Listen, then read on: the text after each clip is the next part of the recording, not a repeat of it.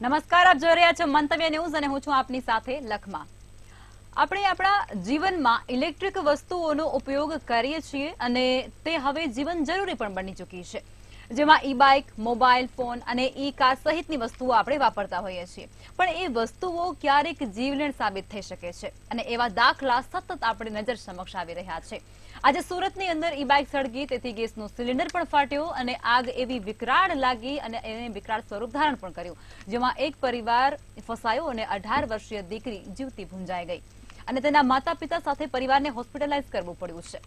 Fire જવાનોએ 1 કલાકની ભારે જહેમત બાદ આગ પર કાબુ મેળવ્યો. ત્યારે ઇલેક્ટ્રિક વસ્તુઓ વગર હવે ક્યાંક જીવન પણ અશક્ય બની ચૂક્યું છે. ત્યારે કંપનીઓ અને લોકોને આ મુદ્દે કેવી સાવચેતી રાખવી જોઈએ તે જાણીશું આજના વિષયમાં તજજ્ઞો પાસેથી.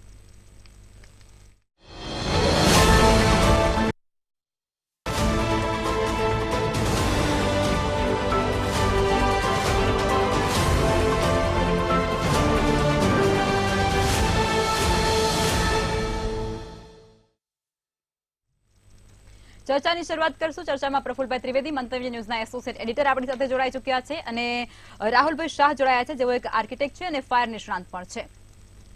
પ્રફુલભાઈ, આપ એ જણાવો કે સુરતની અંદર જે ઇલેક્ટ્રિક બાઇક સળગી અને ત્યારબાદ ગેસના સિલિન્ડર ફાટ્યા અને ત્યારબાદ આગ એવી વિકરાળ લાગી કે 18 વર્ષીય દીકરી તેની અંદર જીવતી ભૂંજાઈ ગઈ અને બાકીનો જે પરિવાર અંદર ફસાયો હતો 5 લોકોનો, તેને અત્યારે હોસ્પિટલાઇઝ કરવા પડ્યા છે. ઇલેક્ટ્રિક ઉપકરણોનો ઉપયોગ દિવસે ને દિવસે વધી રહ્યો છે અને તેના વગર હવે જીવવું પણ ક્યાંક અશક્ય બની ચૂક્યું છે. તેના વિશે તમે શું કહેશો? લખમાં હવે ઈવી એટલે કે ઇલેક્ટ્રિકથી ચાલતા વાહનો, કાર, બાઇક, સ્કૂટર એ વધતા જાય છે અને એને સરકાર પ્રમોટ પણ કરી રહી છે અને બહુ સારી વાત છે કે જેને કારણે પોલ્યુશન રોડ ઉપર ઓછું થાય છે. પોલ્યુશન ફ્રી આખું વાતાવરણ છે, બહુ સારી વસ્તુ છે અને એને પ્રમોટ કરવી જ જોઈએ. પરંતુ અત્યારે 2-3 ઘટનાઓ એવી બની છે કે એમાં આખી રાત જો ચાલુ રાખે તો ઘણી વખત આગ પણ લાગતી હોય છે. હવે ઇલેક્ટ્રિક સાધનો વગર આપણે ચાલવાનું નથી અને તમામ ઇલેક્ટ્રિક સાધનો છે એ ધીરે ધીરે જોખમી થતા જાય છે. તમે જુઓ કે હમણાં 3 જગ્યાએ એસી ફાટવાના ઘટનાઓ બની. હવે એસી જૂનું હતું માટે ફાટ્યું, એસીમાં શોર્ટ સર્કિટથી માટે ફાટ્યું, કે કોમ્પ્રેસરમાં કોઈ પ્રશ્ન હતો માટે ફાટ્યું, કે ખૂબ જ જૂનું હતું અને ગરમી ખૂબ હતી, એ બંને વસ્તુ ભેગી થઈ માટે ફાટ્યું. આ બધા ટેકનિકલ પ્રશ્નો છે, એ તો એનું એનાલિસિસ સાહેબ ત્યારે ખબર પડે. હવે આ જે તમે સુરતની ઘટનાની વાત કરી, એ લિંબાયત વિસ્તારમાં લક્ષ્મી પાર્ક રો હાઉસ નામની સોસાયટી છે. ત્યાં ઈવી બાઇક ચાર્જ કરવા માટે કોઈ યુવકે આખી રાત મૂકી દીધું હશે કે રાત્રે ચાર્જ થઈ જાય, પરંતુ અચાનક જ એમાં આગ લાગી. એની બાજુમાં બીજું પેટ્રોલ વાહન ઊભું હતું, બાઇક ઊભું હતું, એમાં આગ લાગી. જોગાનું જોગ બાજુમાં ગેસનો બાટલો હતો, એ બાટલામાં આગ લાગીને બાટલો ફાટ્યો, ધડાકા થયા, જેને કારણે આખી સોસાયટી જાગી ગઈ, ભયનું વાતાવરણ ફેલાઈ ગયું અને એમની જે કુટુંબની 2 દીકરીઓ ઉપર સૂતી હતી, એમાંથી એક દીકરી એમના મા બાપને બચાવવા માટે દોડી, એમાં એ જીવતી ભૂંજાઈ ગઈ. બાકીના લોકોને ફાયર બ્રિગેડે રેસ્ક્યુ કરીને ઉતાર્યા, જેમાંના જે એ ઘરના વડીલ છે એ દાઝી ગયા છે હાથે ને પગે, એમને 108માં હોસ્પિટલમાં દાખલ કરવામાં આવ્યા છે. એ કુટુંબ છે નીચે પાછી એની હાર્ડવેરની દુકાન હતી, એમાં પણ આગ પ્રસરી ગઈ અને એમાં લાકડાના અને પ્લાસ્ટિકના સાધનો પડ્યા છે, એમાં પણ આગે વિકરાળ સ્વરૂપ ધારણ કરી લીધું. હવે આગ લાગવાની ઘટનાઓ જ્યાં તાપ વધ્યો છે, તડકો વધતો જાય છે અને બીજી બાજુ આગના બનાવો વધતા જાય છે. લગભગ સવારથી સાંજ સુધીમાં તમને આગના 10 થી 12 ઘટનાઓ સાંભળવા મળે છે. હવે ઇલેક્ટ્રિકના સાધનો શોર્ટ સર્કિટથી આગ લાગવાની ઘટનાઓ વધતી જાય છે, અથવા તો ઘણી વખત કોઈ કારણ ના મળે એટલે પોલીસને ફાયર બ્રિગેડ એવું લખી નાખતો છે કે શોર્ટ સર્કિટથી, ભગવાન જાણે, પરંતુ શોર્ટ સર્કિટથી આગ લાગવાની ઘટનાઓ ખૂબ જ વધતી જાય છે.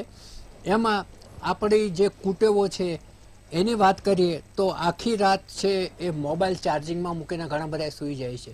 હવે એમાં જો મોબાઈલની બેટરી હલકા પ્રકારની હોય અથવા તો એનું ચાર્જિંગ કરવા માટે જે ચાર્જર છે એ હલકા પ્રકારનું હોય, એના વાયરિંગ ઢીલા હોય, વાયરિંગ લૂઝ હોય, તો બેટરી ફાટવાની બીક રહે છે અને ઘણી જગ્યાએ ફાટે પણ છે. ઈવી વ્હીકલો ઘણા બધા આખી રાત મૂકી દે છે. હવે માની લો કે કાર હોય તો બીજી આજુબાજુમાં બીજી કાર પાર્ક થયેલી જ હોય છે, જે પેટ્રોલની હોય, ડીઝલની હોય.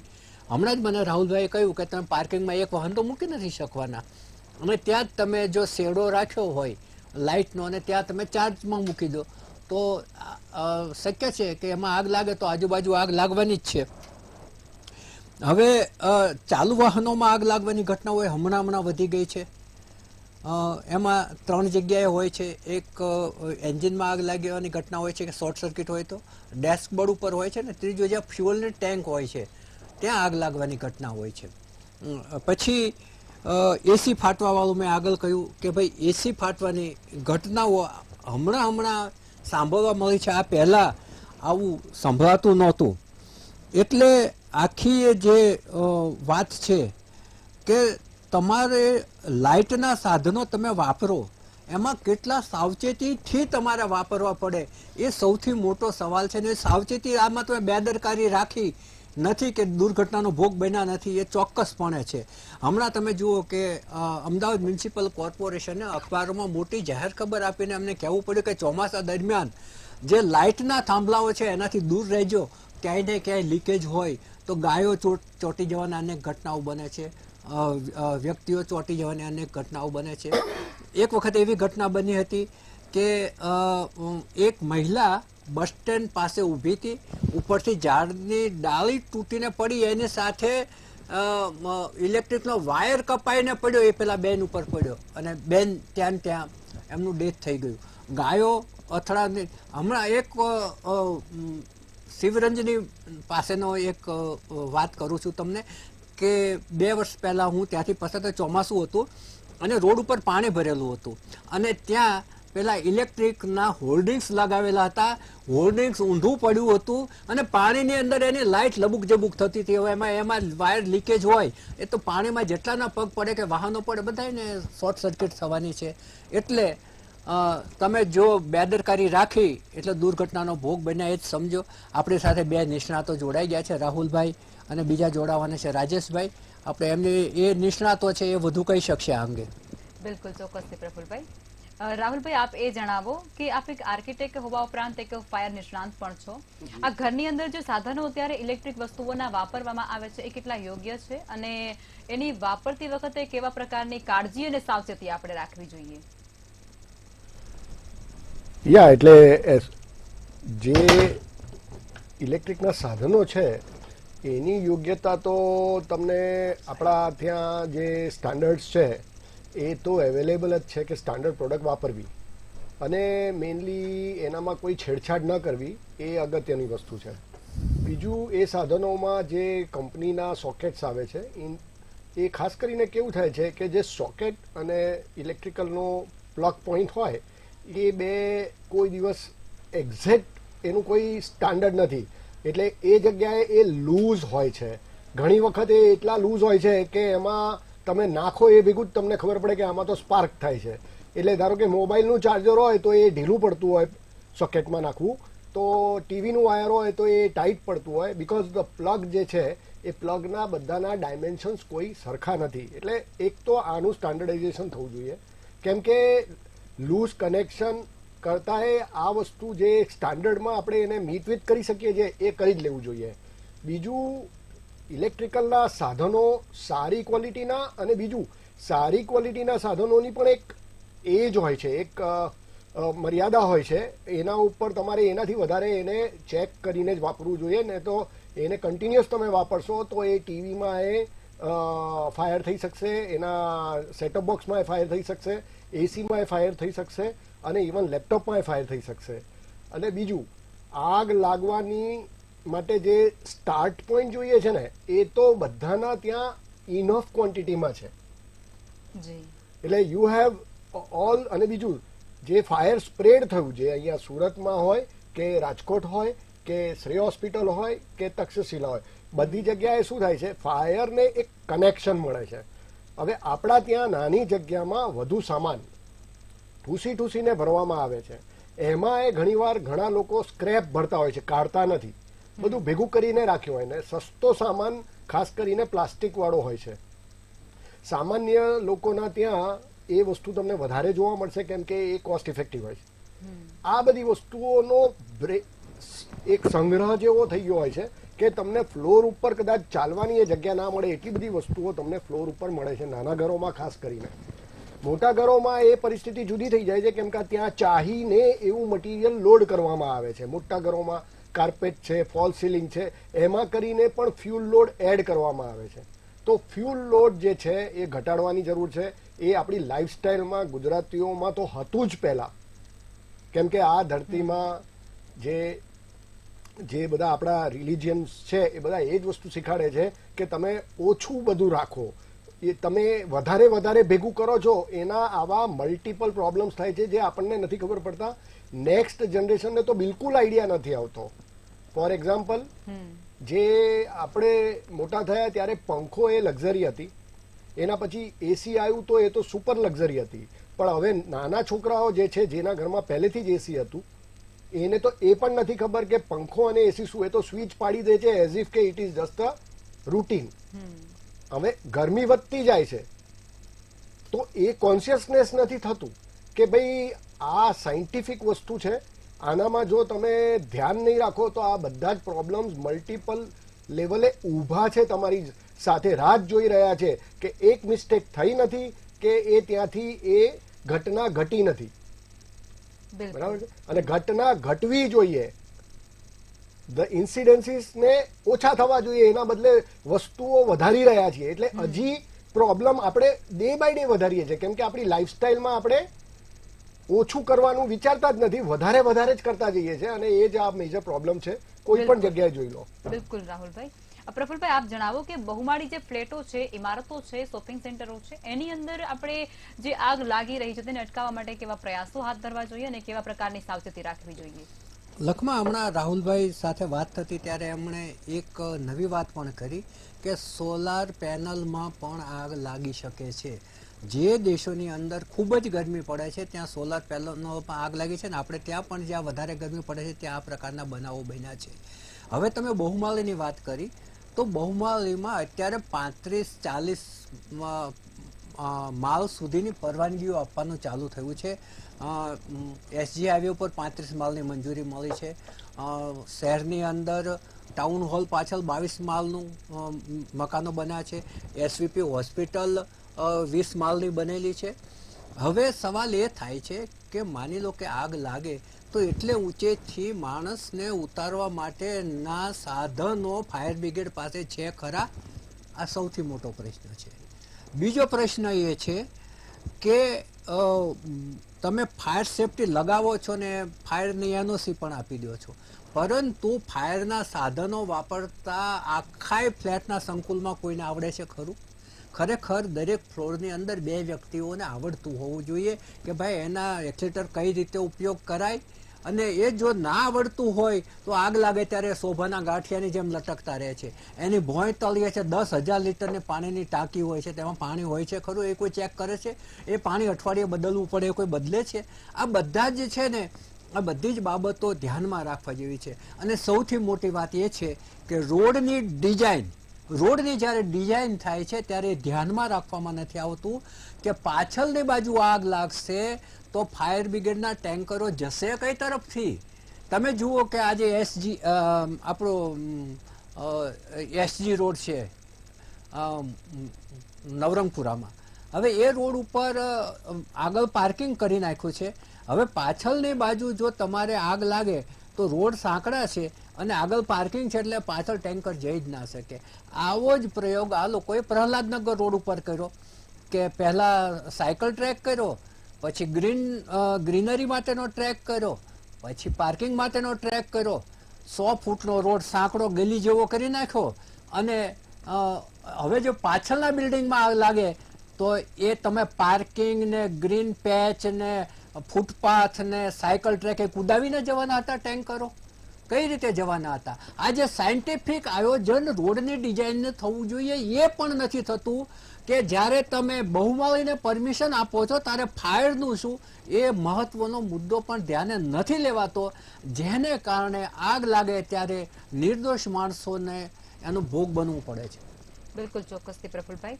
રાહુલભાઈ, આપ જણાવો કે ઇલેક્ટ્રિક વ્હીકલની અંદર જે બેટરી વપરાય છે એ અને કારની અંદર જે બેટરી વપરાય છે એ બંને વચ્ચે ઘણો તફાવત છે. સરળ ભાષામાં સમજાવો. ઇલેક્ટ્રિક બેટરી અને કારની વચ્ચે કારની બેટરી, હા, એટલે લિથિયમ બેટરી અને સેલ બેટરી. એટલે જે આમ તો લિથિયમ જ હોય છે બંને, ઇવન મોબાઈલમાં લિથિયમ બેટરી હોય. ડિઝાઇનમાં ફરક પડે અને એનું કન્સ્ટ્રક્શનમાં ફરક પડે. ગાડી એ રફ ટેરેનમાં ચાલતી હોય, એને બહુ એબ્યુઝ થતું હોય, જેવી રીતે કે ગરમી છે, ધૂળ છે, પાણી છે, પથરા છે, એટલે એને પ્રોટેક્ટ કરવા માટે નીચે બહુ હાર્ડ ગ્રેડનું કવચ આપવામાં આવે છે. એની અંદર બેટરીઝ હોય છે.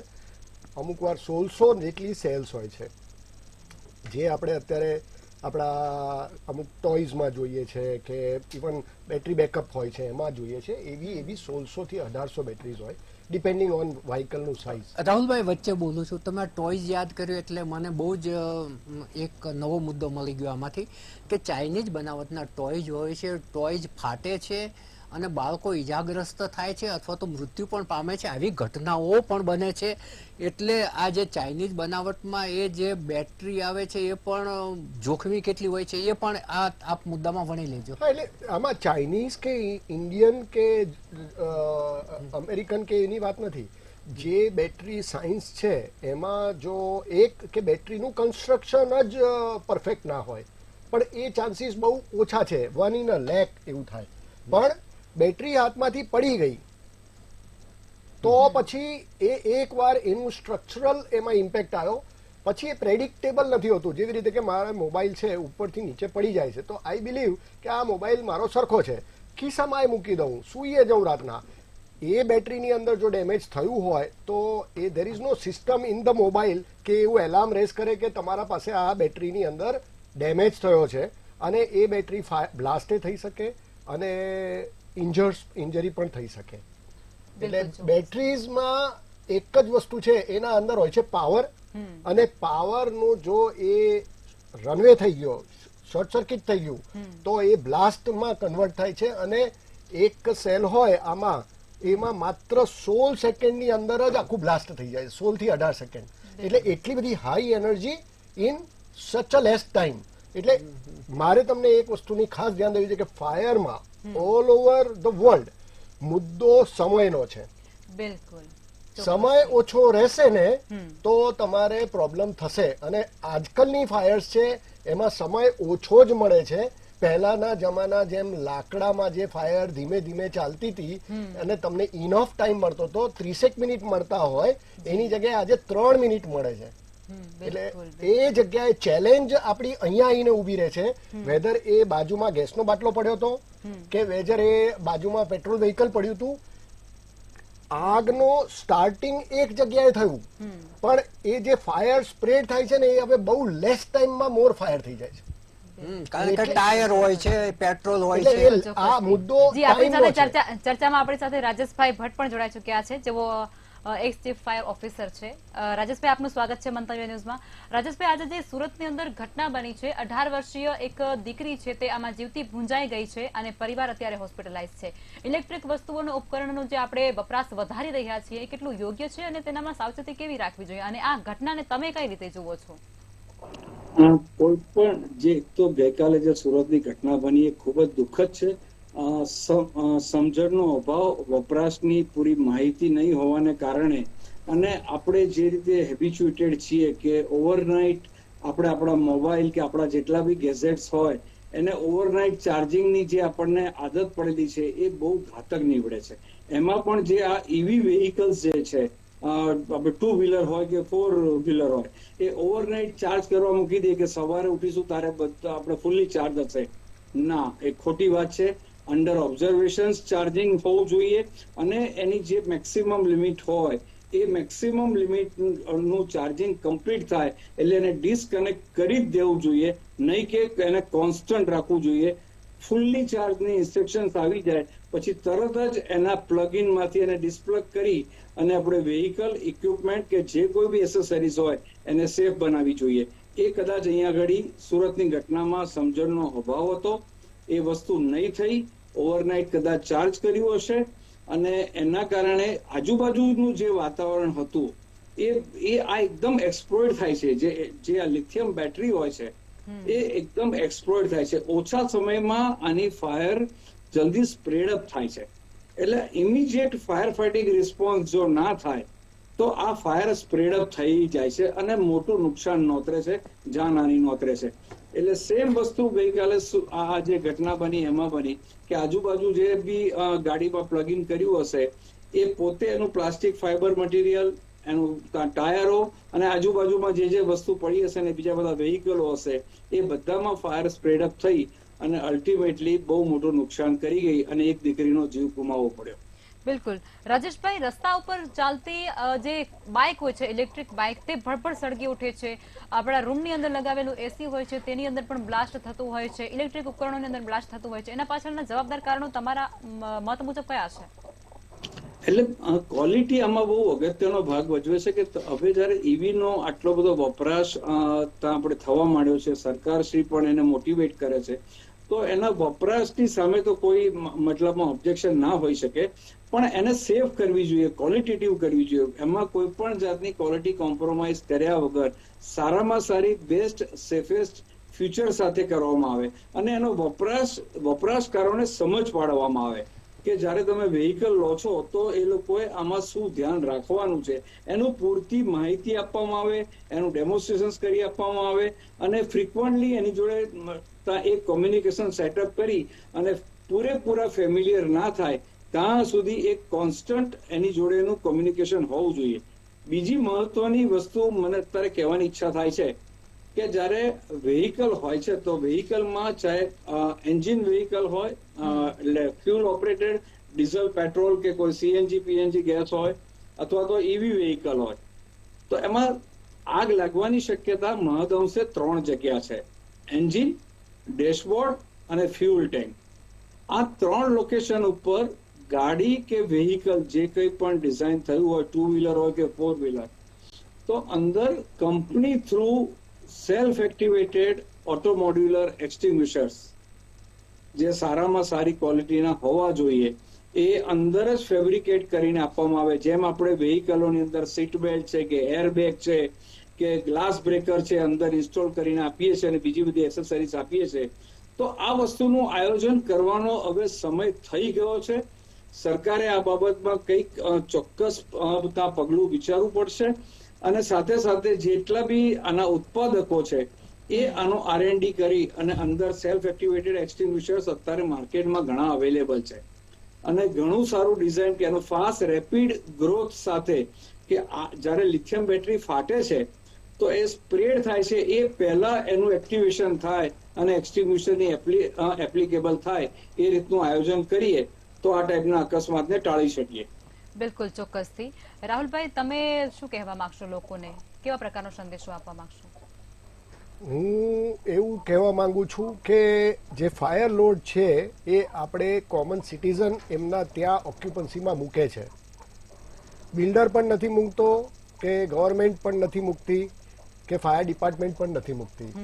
તો પહેલી વાત તો સિટીઝને પોતે જ આ અવેરનેસ હોવી જોઈએ કે ભાઈ હું મારા ત્યાં રિસ્પોન્સિબલ થાઉં, કેમ કે એ રિસ્પોન્સિબલ ના થાય તો એના ભૂલના કારણે એનો પાડોશી કે ઉપરવાળો પણ મરી શકે છે. એટલે તમે તમારા ઓક્યુપન્સીઝ એટલે કે શોરૂમ હોય કે ઓફિસીસ હોય કે પછી ફેક્ટરી હોય એમાં તમારે એટલું ધ્યાન નથી રાખવાનું કે તમને કંઈ ના થાય, તમારા લીધે આજુબાજુવાળાને પણ કંઈ ના થાય. એટલે એના માટે તમે શું મૂકો છો ને એમાં તમને એક વસ્તુની જાણ હોવી જોઈએ અને જે વસ્તુ તમારા ત્યાં તમે લાવો ત્યારે તમારા પ્રશ્ન એ હોવો જોઈએ કે આમાં ફાયરનો રિસ્ક કેટલું છે. એ જો તમે પ્રશ્ન પોતાની જાતને પૂછતા થશો અને જે વસ્તુ તમે જે સંખ્યામાં લાવો છો એના ઉપર તમે જો કોન્શિયસ હશો તો ડેફિનેટલી આની અંદર એક હેબિટ પડશે કે ભાઈ મારે એક જાતનું એક રિસ્પોન્સિબલ સિટીઝન તરીકે કે મારે કોઈ પણ જાતને મારા કારણે મારા ફેમિલીના મેમ્બર્સને કે મારા કારણે મારા નેબર્સને હું કોઈ પણ રીતે રિસ્કમાં નથી લાવવા માંગતો. જી બિલકુલ. એટલે રાહુલભાઈ, ટૂંકમાં સરકાર તો જાગશે પણ લોકોને જાગવું પણ એટલું જ જરૂરી છે. પ્રફુલભાઈ, આપ સમાપનમાં શું કહેશો એ જણાવો. રાજેશભાઈ અને રાહુલભાઈએ કહ્યું એમાં ઘણું બધું આવી જાય છે, પરંતુ માણસ જ્યારે એના ઘરને રિપેરિંગ કરતા હોય છે ત્યારે એને સુશોભન કરે છે ત્યારે એણે ઘણી બધી કાળજી લેવાની હોય છે. જે રાહુલભાઈના વક્તવ્યમાં ઘણું બધું આવી ગયું કે ભાઈ તમે પ્લાસ્ટિકની ચીજોનો સંગ્રહ ના કરો. કોઈ જગ્યાએ ફોલ સિલિંગનો હમણાં બહુ જ ક્રેઝ છે. મારું પોતાનો બંગલો રિપેર થતો ત્યારે મને રાજેશભાઈ સલાહ આપી હતી કે ફોલ સિલિંગ ના કરાવતા, કારણ કે ફોલ સિલિંગ ને એસ્બેસ્ટોસ ને બધી એવી બધી વસ્તુઓ વપરાય છે અને એમાં એટલી બધી લાઇટોના કનેક્શનો આપણે આપી દઈએ છીએ કે એક પણ જગ્યાએ જો એક પણ વાયર લીક હોય અને એનો ધુમાડો છે ને, આ બધી બાબતોને જે પ્લાસ્ટિકનો ધુમાડો છે એટલો ઝેરી હોય છે કે માણસ બચવા માટે પ્રયત્ન કરે તો પણ એ જ બહુ ઝડપથી બેભાન થઈ જાય છે. પછી એને ભાગવા માટેના ચાન્સ જ રહેતા નથી, કારણ કે એ આ જે ગેમ ઝોનમાં થયું હતું ત્યાં ટાયરો હતા. ટાયરનો ધુમાડો એટલો ખતરનાક ધુમાડો હતો કે માણસ જીવતો હશે પરંતુ બેભાન અવસ્થામાં હશે, ભાગી પણ શકતો નથી. એટલે માણસ જીવતો ભૂંજાઈ જાય છે. એટલે જે તમે ઘરની અંદર ઘણી બધી બાબતો એવી હોય છે કે તમારે સાવચેતી રાખવી જોઈએ. આ ઉપરાંત જે ફાયર એલાર્મ હોય છે કે તમે નાનકડો ધુમાડો નીકળે તો પણ એલાર્મ વાગે, એ બહુ જ સસ્તું આવતું હોય છે. 10,000 કે 15,000નું આવતું હોય છે. હમણાં મારા એક સગાને ત્યાં આગ લાગી તો એના ઘરે ફાયર એલાર્મ લગાવેલું હતું અને ઘણી વખત એ રસોડામાં ધુમાડો થાય તોય ચાલુ થઈ જતું ને એ લોકો ગુસ્સે થતા હતા કે આવું ક્યાં નખાવ્યું એમ. પરંતુ જ્યારે એ રવિવારનો દિવસ હતો, સૂતા હતા અને જ્યારે એમને ખ્યાલ આવ્યો કે આગ લાગી છે અને એ આખું ઘરને બચાવવાનો જે બહુ ઝડપથી સમય મળ્યો એ ફાયર અલાર્મના કારણે હતું. બિલકુલ ચોક્કસથી. પ્રફુલ્લભાઈ, રાજેશભાઈ અને રાહુલભાઈ અમારી સાથે ચર્ચામાં જોડાયા તે બદલ તમામનો ખૂબ ખૂબ આભાર. ટેકનોલોજીનો વ્યાપ દિવસે ને દિવસે વધી રહ્યો છે, પણ આ ટેકનોલોજી આશીર્વાદ છે કે પછી અભિશાપ એ તો જુઓ. આવા જીવલેણ ઇલેક્ટ્રિક ઉપકરણો આપણા જીવનની જરૂરિયાત બની ગયા છે, ત્યારે આપણે તેના વગર હવે ચલાવી પણ નથી શકતા. પણ તેના ઉપયોગ પહેલા આપણે ઘણી બધી વસ્તુઓ ઉપર ધ્યાન રાખવું જોઈએ જેથી આવી ઘટનાઓ ન બને અને જે ટેકનોલોજી છે તે આપણા માટે આશીર્વાદ બનીને જ રહે. આજે ચર્ચામાં બસ આટલું જ. આવતીકાલે ફરી આવીશ. રજા આપશો. નમસ્કાર.